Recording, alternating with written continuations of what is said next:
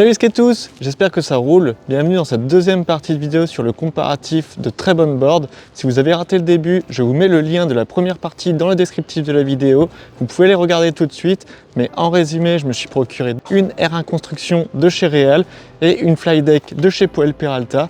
Je décris les deux planches dans leurs moindres spécificités et je les compare. Puis j'ai commencé à monter la Real. Aujourd'hui, on va skater avec. Je vais pouvoir commencer à vous donner mes premières impressions. Je vais faire exactement la même chose avec la Flydeck. Comme ça, on pourra comparer les deux dans les mêmes conditions. On va commencer tout de suite. Allez, c'est parti!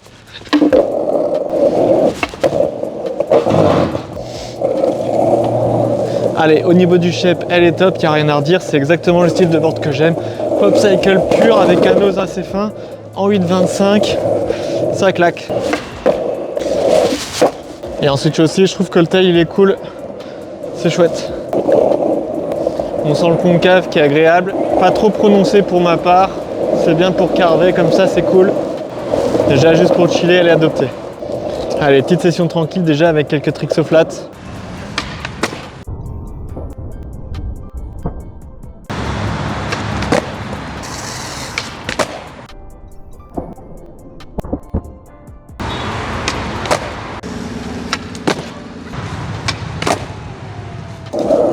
Bon, en fait j'avais oublié qu'on était en hiver et que le soleil se couchait beaucoup trop tôt. Du coup j'ai eu le temps que de faire 3 pauvres tricks, mais c'est pas grave. Les impressions déjà elles sont assez positives. Même si c'est une nouvelle board, j'arrive à skater avec parce que parfois c'est difficile de s'y faire. Là il y a du pop. Je vous mets quelques ollies en ralenti pour que vous voyez. Le tail il remonte bien dans le pied arrière. Dans un petit laps de temps bien sûr, mais c'est normal je pense. On comparera de toute façon avec les mêmes slow motion sur d'autres boards. Et puis je suis content parce que j'ai quand même mis mes flip tricks.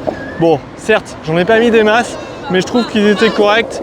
J'ai mis pas mal de travail, hein, je vous cache pas, parce qu'il faut toujours s'habituer un peu avec les boards. Mais globalement, je suis assez content de cette petite réal. Pour moi, elle est vachement bien pour le moment. Je vais continuer à skater avec sur beaucoup de sessions.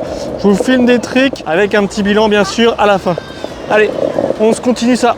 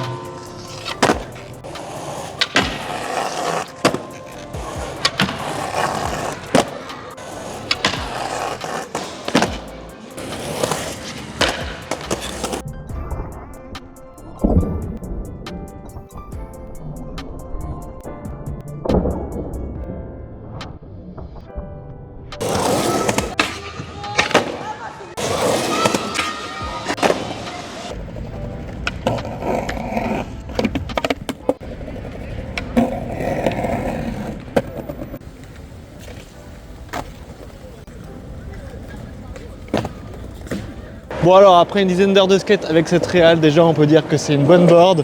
Elle claque bien, moi j'aime bien le shape. Après c'est une board 7 plis très classique en popcycle. Le concave il est hyper agréable.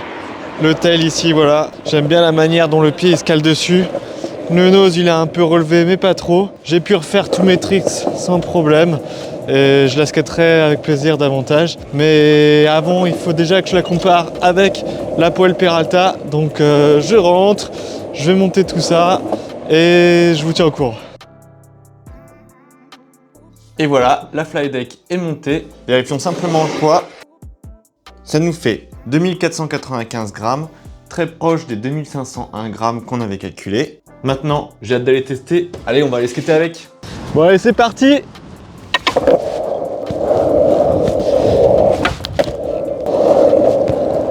Alors déjà bon feeling, le concave est un peu plus accentué, on le sent pas trop en fait par rapport à la réal. J'aime bien le tail, le nose il est cool aussi là. J'aime bien le pli noir au-dessus, ça fait clean je trouve. Après la tranche elle paraît un peu plus anguleuse, c'est peut-être parce qu'elle est un peu plus fine aussi. Et c'est marrant parce qu'il y a des plis blancs comme ça, donc esthétiquement ça change un peu. Après, le ollie, ça le fait. Magnifique ollie front, pas chaud du tout. Bon, on va commencer par faire quelques tricks de flat et je vous dis ce que j'en pense.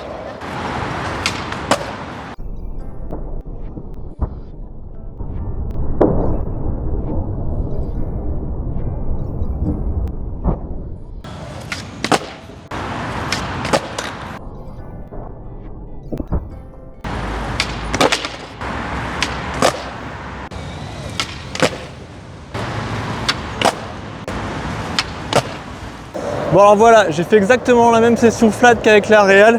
Cette board Powell, je la trouve tout à fait équivalente. Elle est vraiment cool.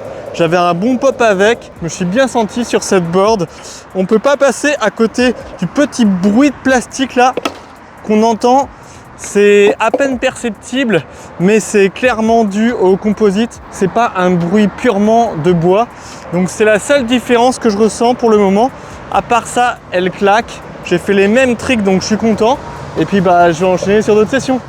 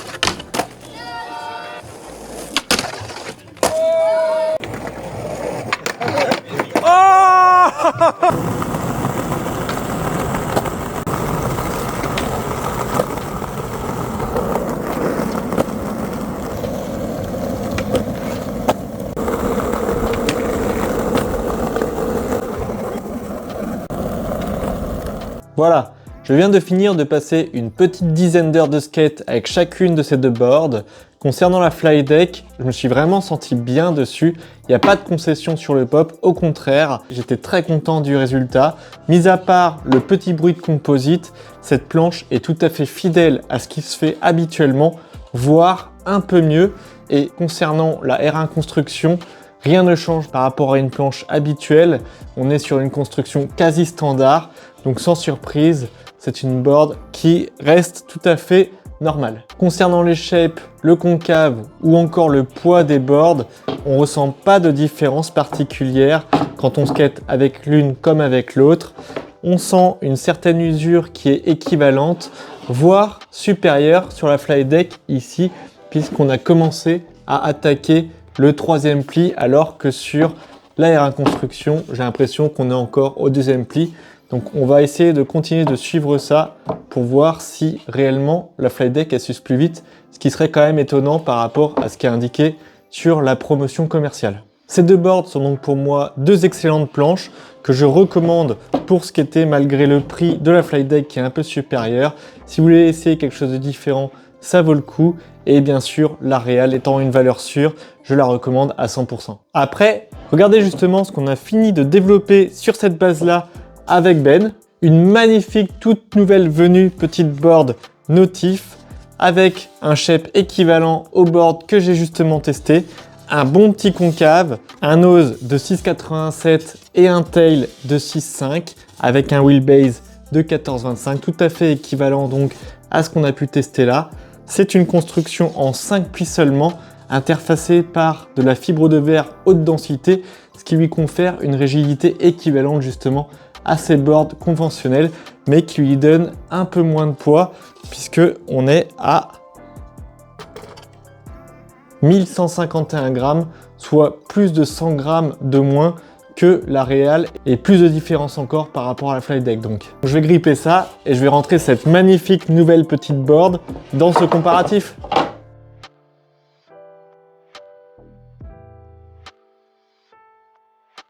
Board grippée, on va repeser. 1217 grammes, donc c'est 130 grammes de moins que la Real et plus de 200 grammes de moins que la fly deck. Donc ça fait entre 10 et 15% de poids en moins pour cette petite Notif maison. Montons les trucks pour voir l'impact sur le setup complet. Et voilà, ce qui nous fait un poids avec tout le setup de 2286 grammes, soit 150 à 200 grammes de gagné sur un setup avec la Real ou avec la fly deck. et on tombe désormais à 53% de part de board sur l'ensemble du setup, ce qui commence à devenir significatif. Je vous résume tout ça dans le petit tableau qui suit, et juste après, on passe au test pratique. Allez, c'est parti! Nickel, ça petit shape medium high concave. Tinos bien shapé. Avec un tel ici pareil, impeccable. Ah, c'est bien, hein? Super agréable. Ouh. Il fait froid par contre. Mais la board, nickel là. Franchement, ça je suis content. Ouh. Ah. Allez, on va se faire 2-3 petits tricks basiques pour voir ce que ça donne.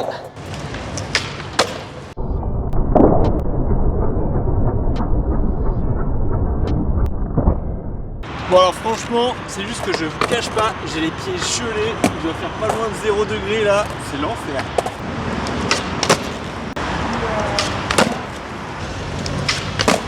Oh putain, ça a popé là!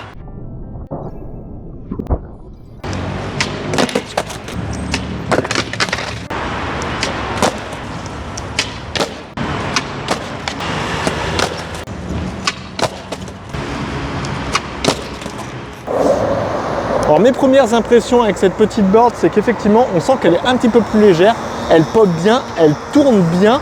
Franchement, j'ai pu faire un bon skate avec, le shape il est cool, ça permet de faire des bons lits avec comme ça du pop. J'ai réussi à faire mes basiques donc je suis content. Après il fait froid, j'ai les pieds un peu en glaçon donc ça favorise pas, mais honnêtement j'ai un bon feeling. Le tel il est cool, il claque, c'est bien agréable, il y a un bon concave, il y a un bon nose aussi. Donc je vais continuer de la rider et je vous tiens au courant.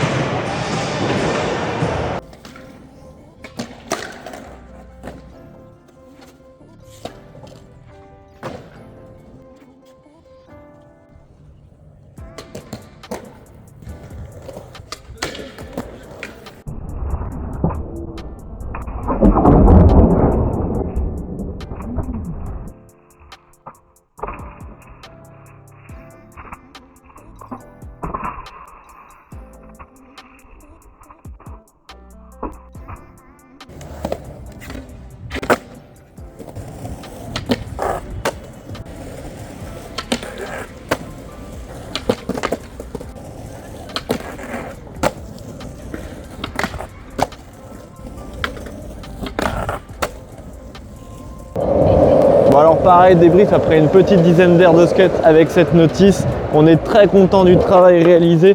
Cette planche elle est tout à fait équivalente aux deux autres qu'on a pu tester juste avant.